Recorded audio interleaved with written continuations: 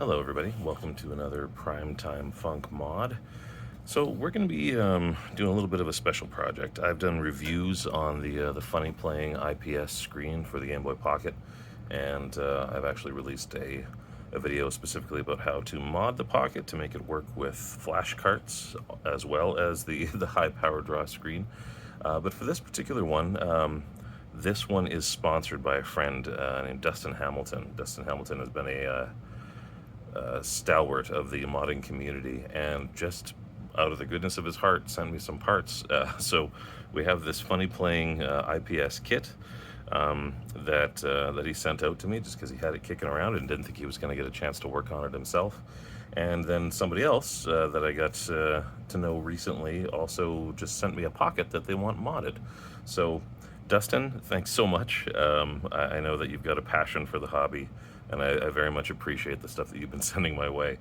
And so this particular modding video is dedicated to Mr. Dustin Hamilton. I told him I would make up a jingle, but he found that mortifying, so I'm going to spare him. So this is the donor Pocket that came from Tony. Tony, we are going to get you we're going to get you set up.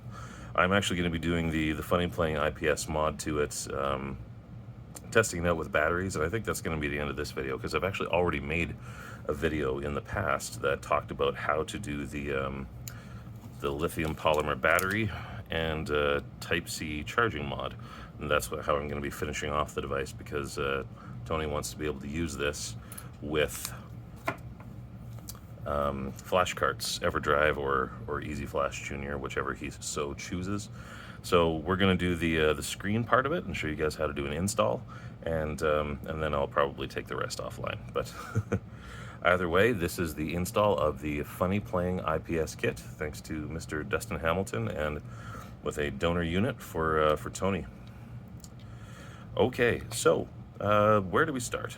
Now, this particular one actually has the touch-sensitive pad already. That's just dangling like weird. Touch-sensitive pad is actually already soldered on, so the way that you control the pixel mode and the brightness is actually already ready to go there. And then this piece on the ribbon is actually your direct power connection. So I'm actually going to take the old Pocket apart, and then we're going to see how that all fits together.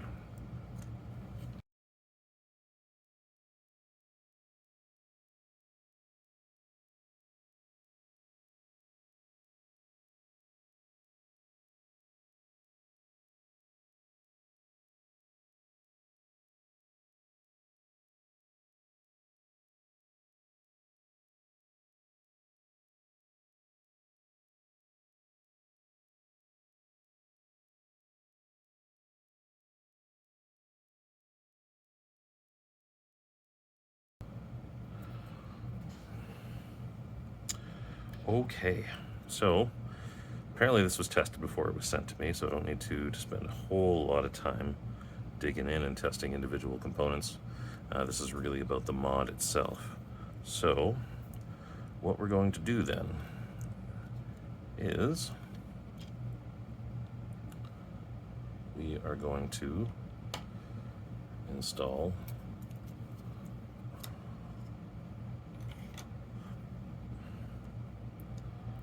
tentatively install the screen.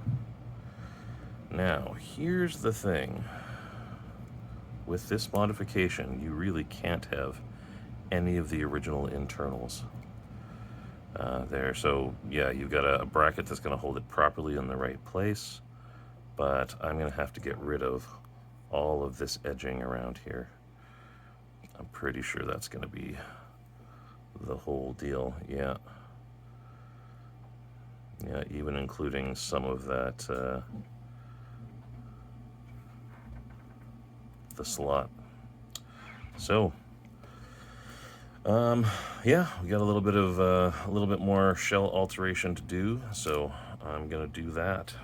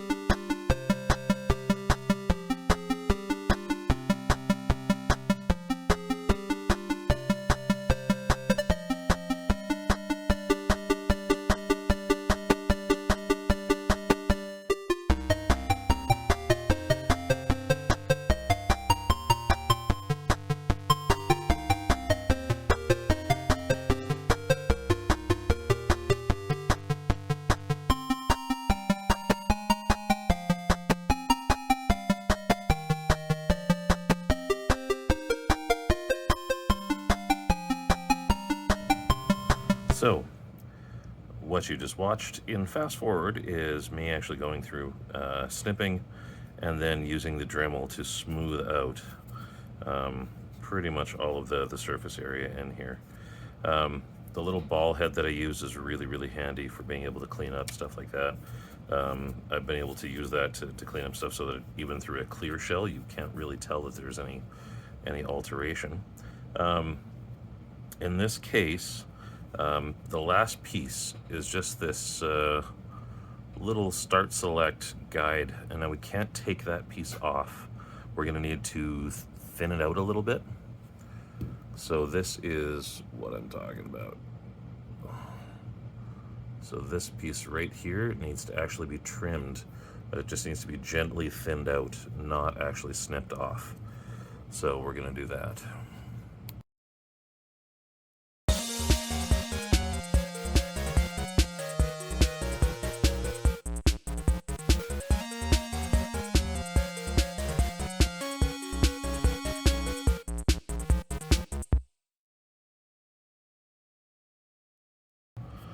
Okay, so this is about as nice as it's gonna get for me. So I think anything past this goes into the law of diminishing returns. So I'm actually going to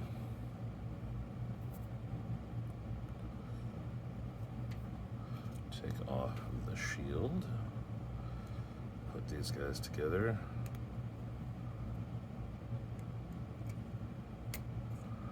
Nice. Goes down perfectly. I love a good bracket when the bracket works. So that is going to sit quite nicely.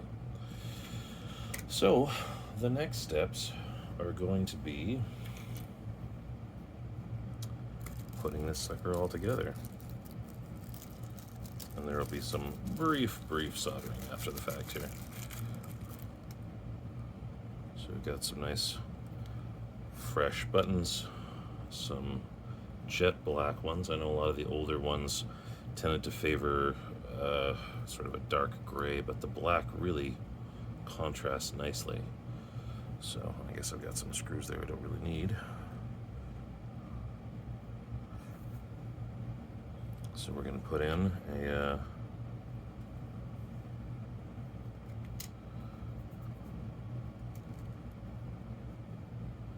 nice black keypad.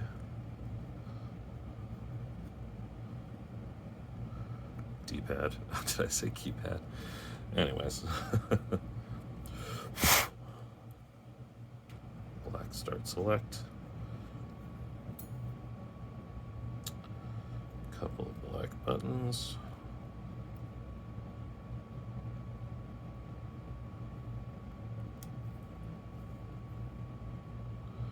I think it's really going to pop.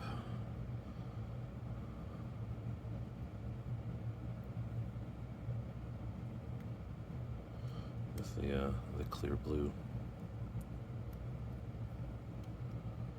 So those are new enough conductive pads, they should actually hold that in place. And then, not to forget, the which I always do,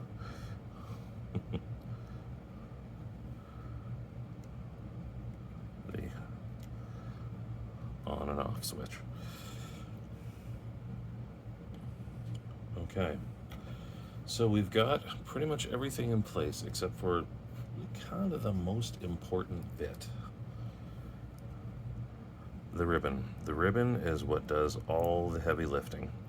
Now this has already been Captain taped off because Mr. Dustin Hamilton is the conscientious type and knows that when you do not Captain tape, you invite disaster.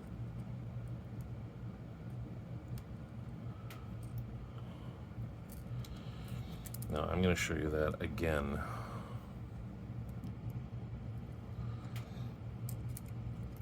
So this bit here,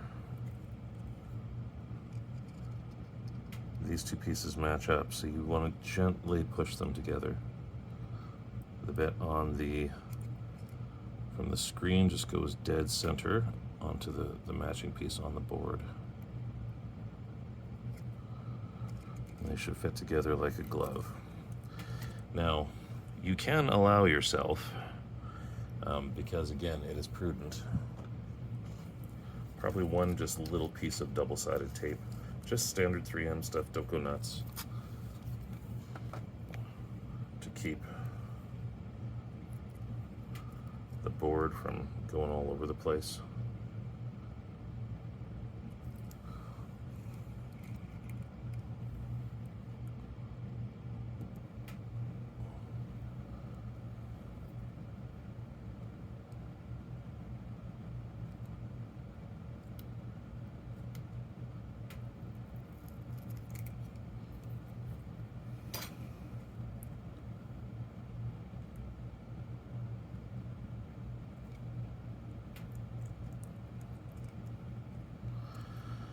Now, one thing we can do, and I think I will, is we can actually lift this up and we can actually cover the whole thing. And keep that ribbon in place as well. So, yeah, that's just a bracket for the ages that actually works as brackets are supposed to, which I wish wasn't such a rarity, but I've just gotten burned so many times by brackets that are supposed to be like perfectly fitted and then are not, and then I trust it too much, and then whose fault is it really? But yeah. Now you will find built into the bracket there's a spot right at the top corner here. Let's zoom in again. There's a little divot in there, and that's actually built in to leave room for the brightness controller, which is pretty awesome.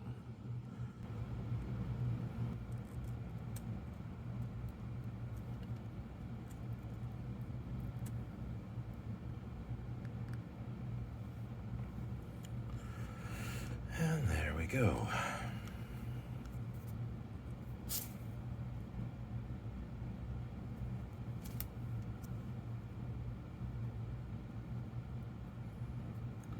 Brightness controller. Screen fitted, screen connected, everything in its right place.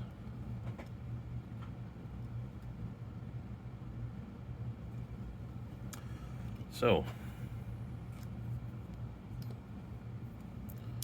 let us get back to where we were.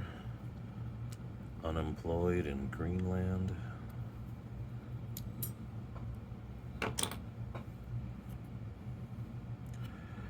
Now, next step is actually pretty simple. We fit the board in.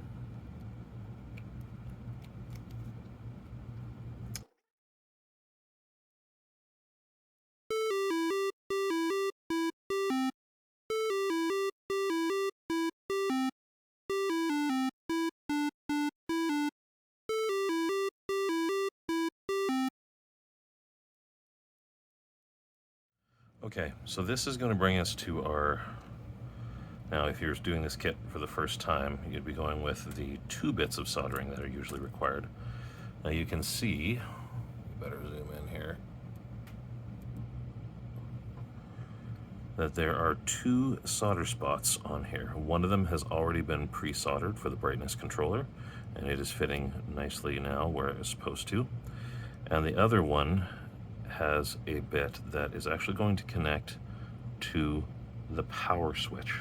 So this thing has a direct in, which means that we also have to be pretty careful with it when we're actually doing the solder.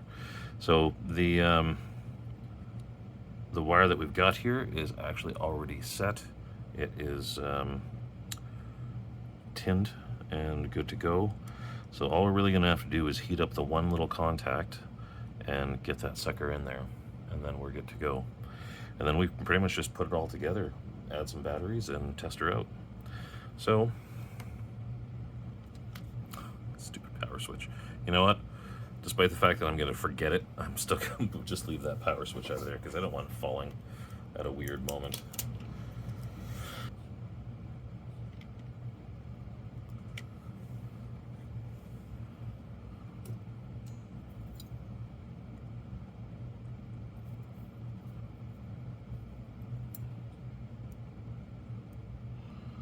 So just do this however is going to be the most stable for you. I'm probably actually going to flip mine around a little bit.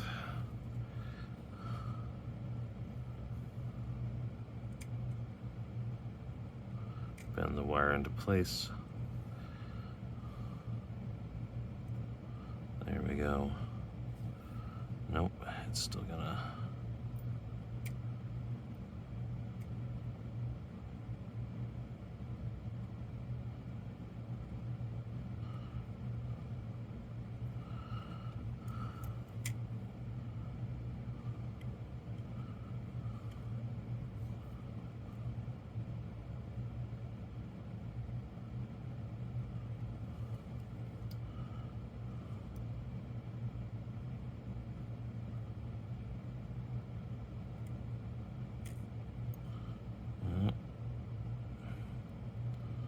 So much for round one.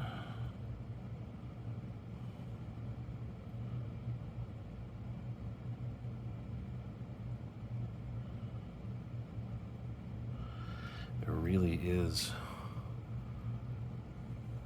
that quick and simple. You don't want to use a lot of solder because it's really tough to get it off once it's on there. So the original solder contact already had some there. You just make sure that the wire is tinned beforehand, and then you don't really have to worry about a bunch of excess mucking up the works, because then you start bridging contacts and all sorts of ugly things. So now we have fully connected there, fully connected here. We've got a direct power to the screen. And now we are going to gently get our actual ribbon cable in there and lock down both sides until it is in there securely. I'm gonna back that up a little bit.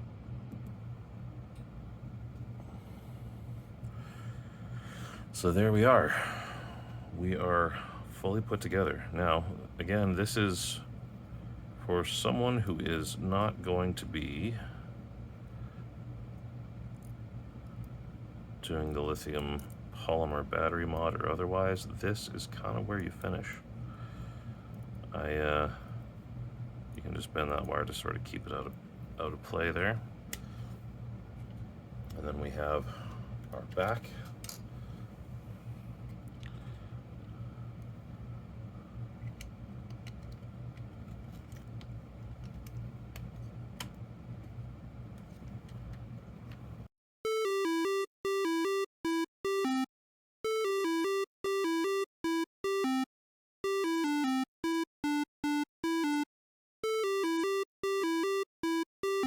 There we go.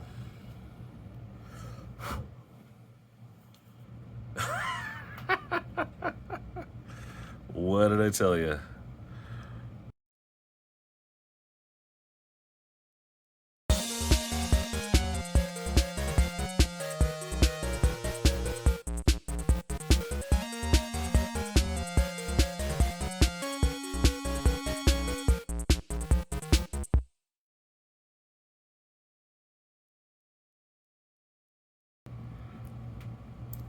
Yeah, already dust settling in the space.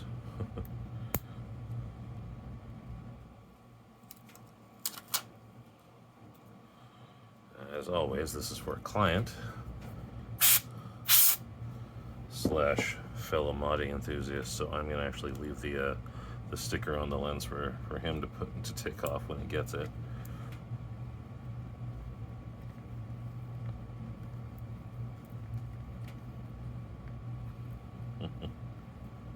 Because everybody knows there's a fair amount of pleasure to be had in taking off the stickers.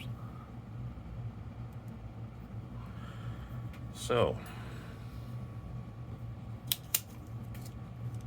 as he says the word "so" for the thousandth time again, once you hear it, you can't not hear it.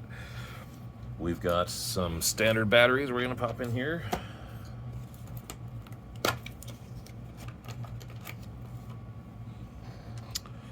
Ye old Duracell. Those are very much double A's. Wow. Wow. Let's try that again, shall we?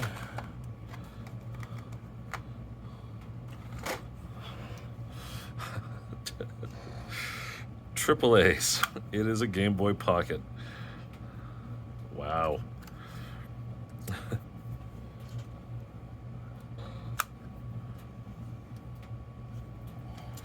Even have a nicely blue 61-in-1 multi-flash cart. I'm just gonna blow this off.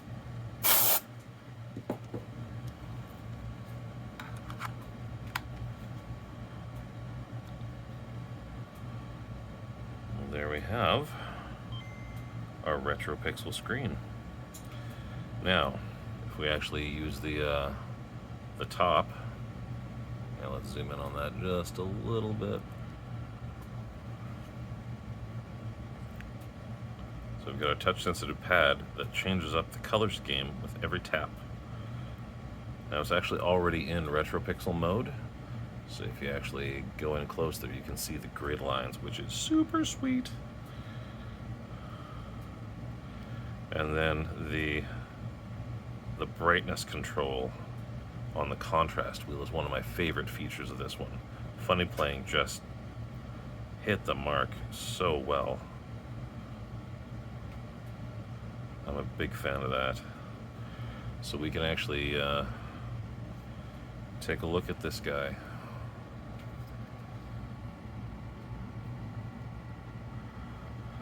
So we now have our Funny Playing RetroPixel display. Crooked. Okay, this has been another Primetime Funk Mod signing off.